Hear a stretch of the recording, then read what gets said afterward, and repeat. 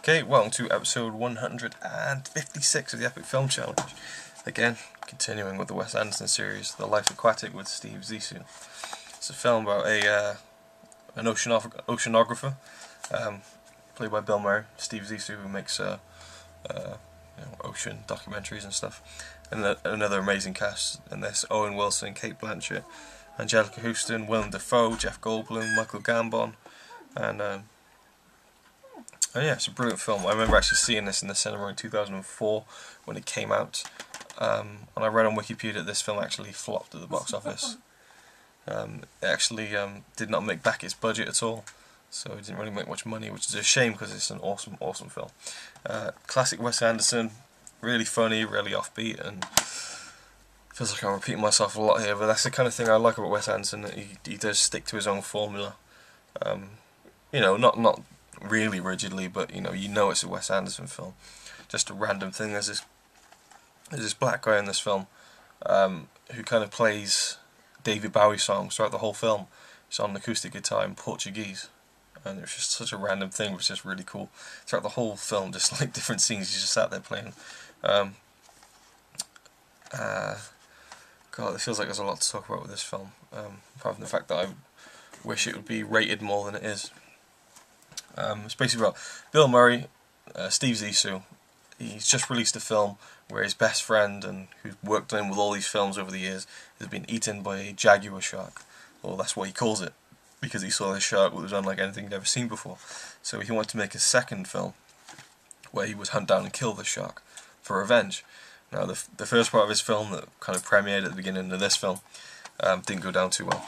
Anyway, he bumps into Owen Wilson, who claims he is his son, but he's not sure if he is his son. Cate Blanchett is kind of this English reporter who comes on to make an article about Steve Zissou. He is sure that he is his son. Huh? But he is sure that he is his son. Who is? Bill Murray is sure that he is his son.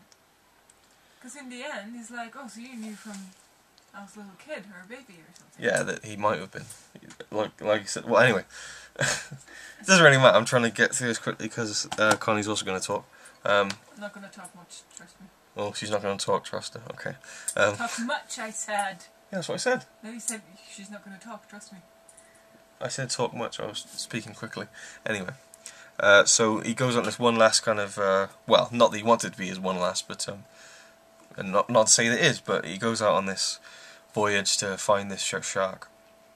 And he brings on Owen Wilson with him as kind of his protege, kind of. And yeah, they search for the shark, and just, all sorts of stuff happens. It's quite unrealistic at times. Like, there's basically a scene where a group of Asian pirates with machine guns basically board their ship and, tie them up and stuff. And Bill Murray fights them all off with one handgun, in which he shoots off about 40 clips, and it's just like in a dressing gown, just like that, and they're all running off with their machine guns. But, as I said in the review of Royal Tenenbaums, I think, Rushmore, sometimes Wes Anderson's films, they've got this kind of heightened sense of reality to them, where it just feels like it's not really quite, at times it can be quite raw and real, and at times it can be quite unreal and surreal. And it works for me, and I really enjoy it. And I really like the stop motion animation that was used in this film. Whenever there's an animal in this film, it's like stop motion animation. It's just like a really quirky, cool thing that I really enjoy. Especially in the underwater scenes, it makes things look really cool. And I think Owen Wilson was brilliant in this. More than in Bottle Rocket? Definitely not more than in Bottle Rocket, no. I love him, Bottle Rocket, as I said, but this film, The Life Aquatic and Bottle Rocket, are my two favourite Owen Wilson films. Otherwise, I'm not really a huge fan of him. Even in Royal Tenenbaums, I didn't like him that much. Yeah, brilliant in this. Willem Dafoe is amazing in this. Everyone's brilliant. Bill Murray is fantastic. Absolutely love this film. Yeah, I'm going to give this a 10 out of 10 as well. So these last three films, 10 out of 10 for me, because they're some of my favourite films of all time, and I can watch them over and over again and enjoy them so much. And watching this really takes me back to 2004 when I first went to see it, and it reminds me of my friends from high school, because we always just go see films around that time. And I really like that when a film just reminds you of, memories and stuff. So, Connie, your very quick thoughts, if that's all you're going to give on The Life Aquatic with Steve Zissou.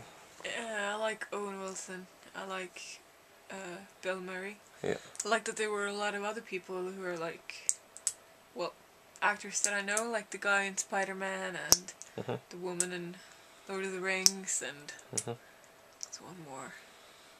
Michael Gambon, Dumbledore from Harry Potter. Yeah. So from like really great movies, and they're all there, you know. Kind of weird, Dumbledore wandering around just going, "Oh yes, darling." Most of the film. He seemed more gay than Dumbledore in that movie. It's funny that you say it's like a movie you can watch over and over again. What was that? Laughing because I know exactly what you're going to say. Yeah, because you said it to me the other day. You asked me, like, so what do you think about it? I said, I enjoyed it, but it's not a movie I want to watch anytime soon. Again. But it was enjoyable. What to rate it?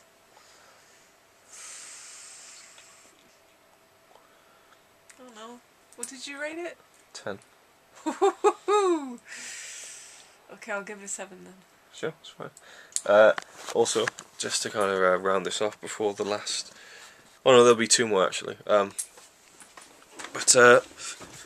Connie actually watched all 4 of these first films with me. And she kind of just realised then that I'd already made the review for Bottle Rocket, and she was like, "What?" But she said she doesn't want to talk about Rushmore or Royal Tenenbaums because she can't remember them that much. Because she did. Just remember who were in it. What? Because she kind of fell asleep as we were watching them late in the night. Not on purpose. Not on purpose, yeah. Anyway, but she said she does remember all of Bottle Rocket. So, your quick thoughts on Bottle Rocket while we're here doing the Wes Anderson films. How do I pause? Okay. I really liked the brothers together. Yeah. It was funny. It was weird because I don't feel like it had like a big story to it, if you know what I mean. Yeah, it was kind of like... That's what I love about it. Very like random things, and like... It's probably how a thing would turn out if it was real. It was realistic in a way. Yeah. And it was silly, it was funny, and I enjoyed it. Okay. What did you give it? I give it a 9.